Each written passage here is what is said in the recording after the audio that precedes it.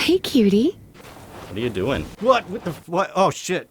That's such a stupid intro. So I really am not the kind of guy who can play a video game like every single day for a long period of time. I've had friends who could do that, who like played like League of Legends for like 10 years straight, and I just think that's insane. Even video games that I really love, like Oblivion and KOTOR, I can only play for so long before I get bored and I need something new and exciting to fulfill the void of my sadness. So when I tell you that there's a video game that I've been playing literally every single day for almost a year now, you should know that I must really love this video game. And that game is, you know, if you read the title, obviously Genshin Impact. This game is fucking amazing, in my opinion. Originally, I wasn't thinking about making a video on this just because it's a little bit out of left field for a lot of stuff on my channel, but I said, fuck it! It's finally time I come clean about the video game that I am severely addicted to and probably need to call like the addiction hotline about. Genshin Impact. By the way, this is what it's like having a rabbit. Check out this fucking remote. Look. Thank God I memorized all the important buttons on this. I have no idea what these buttons do. Hopefully I never need to find out. Now, before this game was ever released, there was a lot of controversy around it, mainly because it looked a lot like Breath of the Wild, which is something I'm going to talk about a little bit later in this video. Because of all that, I thought this game looked interesting, but I never really thought it was something that I was going to care about. I thought it would just be, you know, another whatever game. And then I found out it was free to download, so it's like, well, I'm not going to pass up that opportunity. And ever since then, I have been hooked. And there are two big things that have really drawn me into this. The main one is the story, which I think is really compelling. It starts off kind of slow. There's not really a whole lot going on. It seems a bit generic. It's just like, oh, we're in this world. Who cares? As a matter of fact, I even had a bit of a negative opinion of the story originally. And a lot of the early characters feel pretty underdeveloped. I'm guessing that's because when they started developing this game, they were just kind of like making it up as they go. They knew they wanted characters. They knew they wanted to rip off Breath of the Wild, and that's it. But as this goes on, it gets way better. All the characters themselves are suddenly way more fleshed out, and you see a lot more about them, and the story starts to focus a lot more on who these characters are and why this world is the way it is. And I think that stuff is just really interesting and really well developed. And every single time they release a new update and have some new character or some new storyline to tell, I'm just like, holy shit, I love this game even more. It's just so amazing. But what I love most about these stories is that they have a tendency to focus on the characters themselves that you get to play as. And I know that's really just to trick me into falling in love with these characters, so that way I spend tons of money. But even though it's just a gimmick to try and trick me, you can really tell that they actually have a lot of love and care for these characters that they're crafting. For one, the designs themselves are just absolutely fantastic. And every single character pretty much just looks so goddamn cool. Even the 4-star characters, which I usually don't play as, although my favorite character is Beidou. I just love her design. She's a cool-ass pirate. She's got an eye patch. She just looks awesome as fuck. I know it probably sounds a little bit hypocritical since last week I did a video on Dragon Age Origins and I criticized the characters heavily. There's a reason why. The big difference between those characters and the ones in this game has to do with how their personality is actually shaped in these stories. In Dragon Age Origins, all the companions really just have, you know, stereotypical personality traits. They don't feel like they're fleshed out human beings. And that's kind of a big problem that BioWare has across all their games. You can really see it as a problem when you play KOTOR 1 and then jump to KOTOR 2 and see characters that are multi-dimensional. But what really works for these characters in Genshin Impact is their backstories actually feel to match up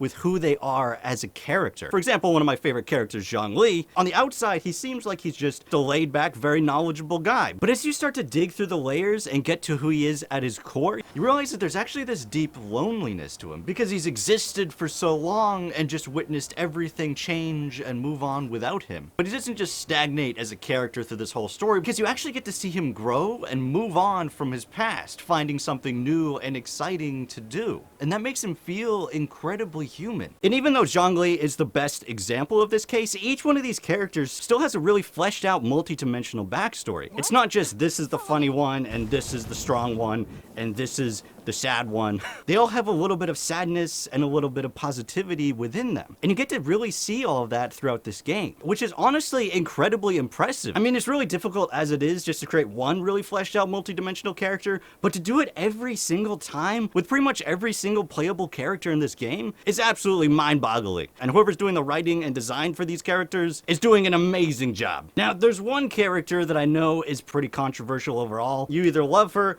or you absolutely hate her and you cannot stand her. And that person is Paimon. What? The little floaty elf fairy thing. I don't really know what she's supposed to be. We'll probably figure it out in 5 years. I don't know. Personally, I really enjoy her character, and I think she works very well with the story. Right off the bat, Paimon does seem a little bit annoying. She talks in the third person, she keeps on saying a lot of really basic information, but her presence in the story overall is actually really important because she's the point of view character. And I know that seems a little bit strange because you think the main character would be the point of view person, but it actually makes a lot of sense because the main character is supposed to be a relatively old and knowledgeable being. And there's a lot of things that our main character clearly knows or understands that's not actually presented to us, the players, throughout this game. And also, they're a silent character, which can sometimes make the story a little bit less interesting to listen to. Paimon, on the other hand, has the opportunity to ask the right questions, and when we don't have another character to answer those questions, she can act as a knowledge base at the same time. Also, I have to say that the voice actor who voices Paimon does an amazing job. Whether you hate her or not,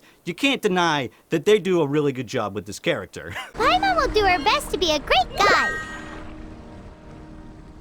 As a matter of fact, pretty much everybody in this game does an amazing job. There are definitely some situations where you're like, oof. The aftermath of Storm Terror's last attack is finally settled for the moment.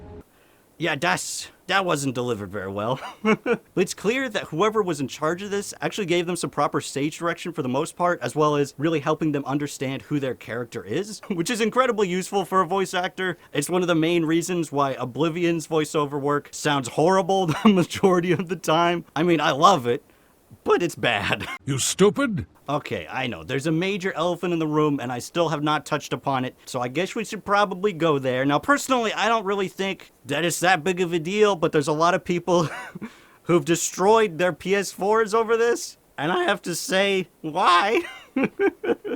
This is stupid. Anyway, that elephant in the room is obviously that this game kind of looks like a blatant ripoff of Breath of the Wild. Now, I have to say, in actuality, when it comes to the gameplay and combat mechanics, and mechanics in general, it's absolutely nothing like Breath of the Wild, so I think making comparisons between these two games, there's a lot more contrasting stuff that I think some people will not give it credit for. I mean, yes, you do collect a lot of stuff. Yes, it's a cel-shaded world. Yes, there's this scene which is kind of weird and looks a lot like Breath of the Wild. I don't know why that was necessary. Also, there's some of the music, specifically in the first area, is very clearly like Breath of the Wild. But overall, I really have to say that that game is really just more of an inspiration for this, as opposed to them coming in and being like, let's just copy what they're doing. And that's not even to mention that this company has already made a video game that looks a lot like this that came out before Breath of the Wild, so who's really copying who here? And also, I have to say that this game is significantly better than Breath of the Wild because there's a lot of interesting and innovative stuff that they actually do in this game, whereas in Breath of the Wild, there really wasn't anything that was innovative. The notion is so preposterous as to be unbelievable. I mean, everything they did in that game was done really well, but it was still just a generic open world video game. It basically just took a list of things that open world video games do and checked the boxes. Your nonsense knows no bounds. For someone like myself, there just wasn't enough to do. And I think that's where Genshin Impact really sets itself apart, not just from Breath of the Wild, but just from all video games in general, because there's so many different things to do. You've got all the different quests, you've got all the side quests, you can do exploration when you get bored, you can do challenges, there's leveling up your character, there's, you know, the loot boxes, that's always fun. And every single few weeks, they release a new character and a whole bunch of new content, which is really helpful for me because every time I'm thinking, oh man, I kind of run out of stuff to do, I'm like, well, I'll just wait a few weeks and there's gonna be new stuff, so I might as well keep playing the game. If I do have to criticize this game, I do have to say that there is really still not that much endgame content. I mean, I do still play it every single day, but I basically just log in to do my commissions, try and do a few wishes, then just walk around and think, man, I wish I still had stuff to do in this game. It still feels really good to just to walk around as these characters and listen to what they have to say, which brings me back every single time. And knowing that there's a new character to get excited about really kind of keeps me motivated for this game. Eula is actually dropping in a few days, and I really hope I get her, but knowing my luck, I probably won't. But I'm still really waiting for them to introduce something that I can just kind of keep doing over and over again. The boss battles are actually pretty cool. I do like that they are continuing to add more boss battles. As a matter of fact, now it's reached a point where I'm like, my ADHD is like hesitant to do any of the boss battles because I'm like, which one should I do? I mean, to be fair, most of them I've done like a million times by now, so most of them I don't want to do. But also, they're still really cool, especially this one where this guy turns into a Digimon. That was weird. If there were things that I could add to this game personally, I think the main thing that I would really want to introduce to help help solve some of that endgame content problems would be PvP. Maybe do 4-person free-for-all or 2v2 or something like that, just to kind of get things going. So I think by adding a system where people could kind of just go in and have fun with each other and beat the crap out of each other every single day, I think that would solve a lot of problems for a lot of people. Now, I personally am not a big PvP guy, but it would be kind of fun just to kind of hop in and show off my skills and see what people can do every now and again. I also would really love to see some mounts, like you can get some horses, or you can ride that weird rock creature, or maybe you can ride like, you know, a turkey like they do in the Final Fantasy games. That'd be pretty cool. And I feel like that's something that's probably would just come eventually, especially as the land kind of gets bigger. It would help people explore the world a little bit more without just having to teleport all over the place. They did actually introduce pets a few months ago, which is pretty cool. I have like a floating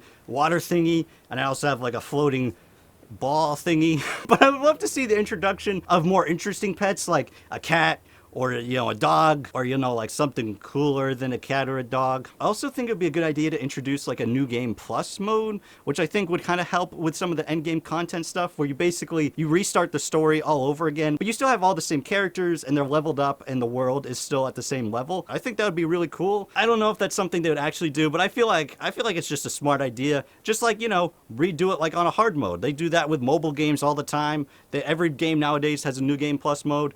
It just seems like a good idea. I would totally do that. Also, bring back that tower defense mode with Genshin Impact. What the fuck are you doing? They dropped that at like the perfect time because I was like, I'm kind of getting sick of this. And I'm like, holy shit, tower defense. You got me right back in Genshin Impact. And now, once again, I'm just doing the daily commissions every single day and night. And it's just like, yeah, okay, I guess I'll keep playing. I just realized I still haven't talked about the loot boxes. If you've been watching my channel for a long time now, then you're probably aware that I'm not really a big fan of loot boxes. As a matter of fact, I think they might as well die in hell, is my personal opinion. But it doesn't really bother me in this situation, just because everything else in Genshin Impact is completely free. You don't have to pay for the game. You get all the expansions for free, and you can still get all these characters if you're really lucky without actually having to spend any money. Now, I still would actually prefer there be other options as opposed to just the loot boxes. Like maybe you can pay just like 20 bucks for one of the 5-star characters or something. I know that still seems like a lot. Personally, I haven't actually spent that much money. I think I've only spent like 15 or 20 bucks on this game because I am a responsible gambler. I imagine if I had tons of money to throw away, I probably would be making some bad decisions. I know there was that guy from like last year who spent like $5,000 and then eventually he was just like, oh shit, what have I done? I need help. I have a problem. But overall, it's really not that big of a deal in this situation, and I do have the majority of the characters that I really wanted anyway. I wasn't able to get Ganyu, which I was really hoping for, and I'm still really hoping to get Chi-Chi at some point because that kid is hilarious and awesome. I probably would replace Jean with her. Sorry, Jean, but you gotta go. By the way, for those who are interested, this is my current character list as of recording. So yeah, I'm personally just really enjoying this game, and it's amazing to me that I've stuck with it for so long and just keep on being excited for it every single time there's something new to do. The stories usually I finish like within a day, so I wish there was a little bit more to do. They did actually recently add housing, which is pretty cool. It's a little bit limited though, and it can take a really long time to like really get into it and get all the stuff you want. It's not like Animal Crossing where, well, actually, it kind of is like Animal Crossing now I think about it. Oh, by the way, there's this weird penguin guy, and his name is Tubby. And I don't know why, but I just really enjoy listening to his voice every time I speak to him. Maybe you're not used to the place at the moment. So yeah, I hope you enjoyed this video. If you've been playing Genshin Impact, who is your favorite character? I'd love to hear it. I know there's a lot of people who really hated on Zhongli. I never thought he was that bad, but he's still cool. I really enjoy him. Okay, I'll see you guys next week for another surprising video that nobody will see coming, and everybody will be mad at me for making. All right, goodbye.